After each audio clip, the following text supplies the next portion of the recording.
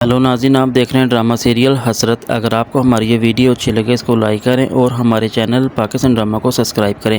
लेकिन जो फ़बीहा होती है वो अरहम से बहुत ज़्यादा प्यार करती है और उसे बहुत ज़्यादा पसंद भी करती है। लेकिन उसे देखकर काफ़ी खुश तो होती है, लेकिन अपने दिल की बात कहना चाहती है। लेकिन वो इस बात से डरती है कि कहीं इसके लिए कोई और मसला ना बन जाए। लेकिन जो अरहम होता है वो भी फ़बीहा के अंदर काफ़ी इंटरेस्टेड होता है और बहुत ज़्यादा उसे प्यार करता है। लेकिन वो सनाया की इन गलतियों की वजह से काफ़ी ज़्यादा डिस्टर्ब तो हो जाता है। लेकिन जो फ़बीहा होती है वो सनाया से कहती है कि मेरी अम्मी कहा करती हैं कि अगर मर्द को औरत की कमाई का मज़ा लग जाए तो मुझे लगता है कि वो कभी भी नहीं छूटता।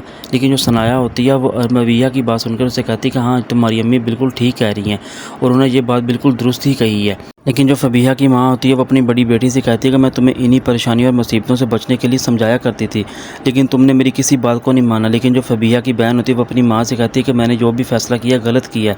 अगर उस वक्त मैं अगर आपकी बातों को मान लेती तो हो सकता मुझे आज ये दिन देखना ना पड़ता।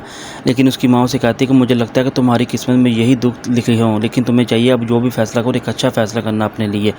लेकिन जो अरहम की माँ होती है वो फ़बीहा के साथ बहुत खुश होती है और बहुत उससे प्यार करती है और कहती है कि काश मैं ये सोचती हूँ कि अगर तुम्हें मैं अपनी बहू बना ले जाती तो मैं कितनी खुश होती। तुम्हारी ये बातें, तुम्हारे बोलने का अंदाज़ मेरे दिल को छू जाता है और मैं बहुत खुश हूँ तुम्हारे साथ। लेकिन फ़बीहा और अरहम जब दोनों एक कमरे में होते हैं तो वो फ़बीहा अरहम से कहती है अगर हम दोनों को किसी ने एक दूसरे को इस तरह एक कमरे में देख लिया तो हमारे बारे में बहुत बुरा सोचेंगे और बहुत ही गलत समझेंगे, इसलिए हमें किसी न किसी तरह बाहर निकलना होगा।